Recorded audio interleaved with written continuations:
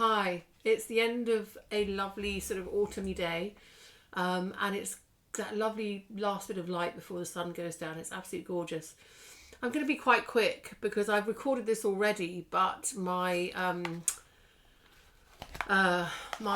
video wasn't doing what I wanted it to do. It started making some funny spluttering sounds, so I'm decided to record it again. So I hope this is going to be a better recording.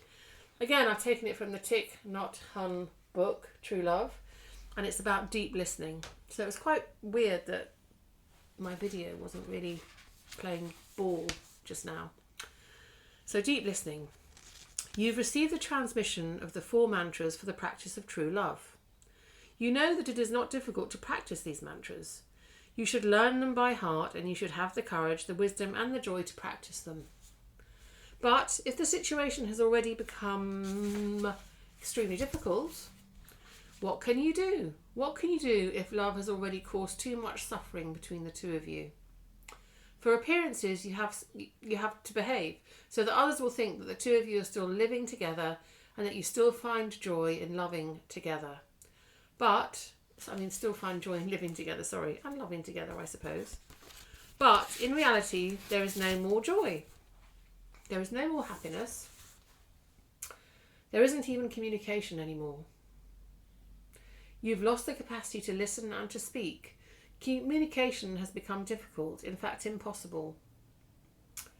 What can you do in a situation like this? The two of you have been living together and making each other suffer. According to Buddhism, we are dealing with samyojana, the lump of suffering within us that is translated as an internal formation.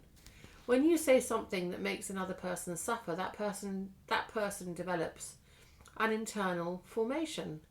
If the person is trained in Buddhism, he or she will know how to untie the knot.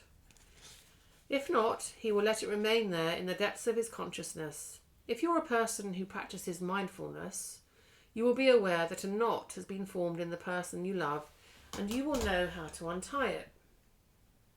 Every day, we say or do things that might leave behind internal formations in the person that we love. Following that, then, the suffering and pain can grow, and the person we love turns into something like a bomb that might explode at any moment.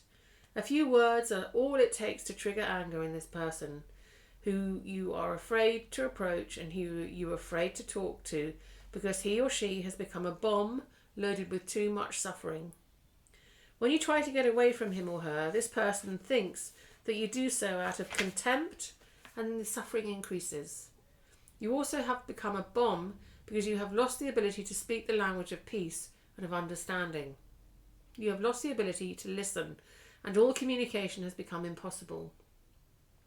In Buddhism, we talk about a bodhisattva called Avalokiteshvara, the one who has the ability to listen and to understand suffering of others. If we evoke his name, it is in order to learn to listen. In everyday life, deep listening, attentive listening is meditation.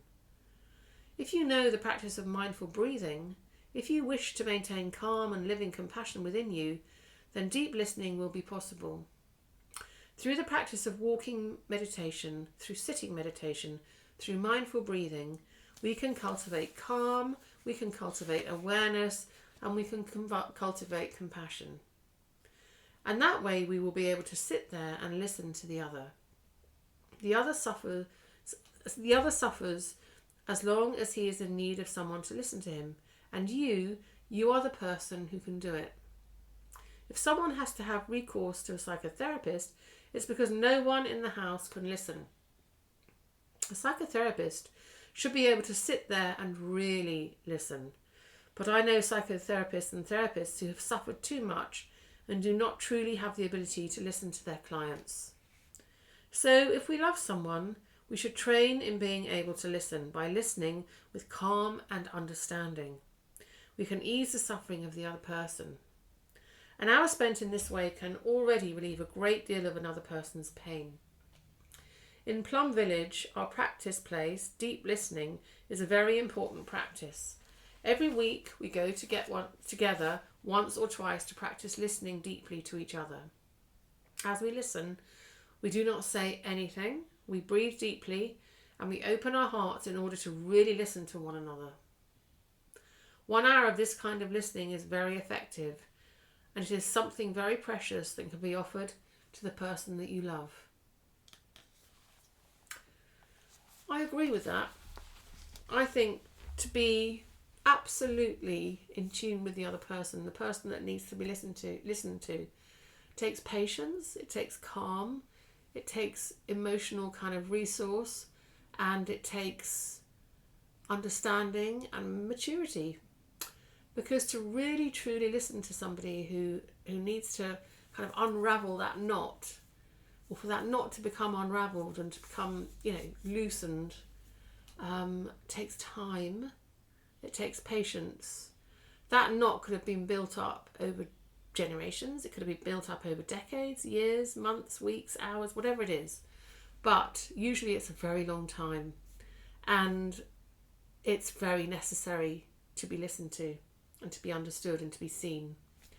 And I hope that if you're in a situation where not all is lost, where you can regain that trust and that time and that special listening time with the person that you do love, that you may feel a little bit distanced from, then it's worth giving it a go, isn't it? Anyway, have a wonderful, wonderful evening. The sun is sinking fast, and I am going to go and enjoy the rest of my day. Bye-bye.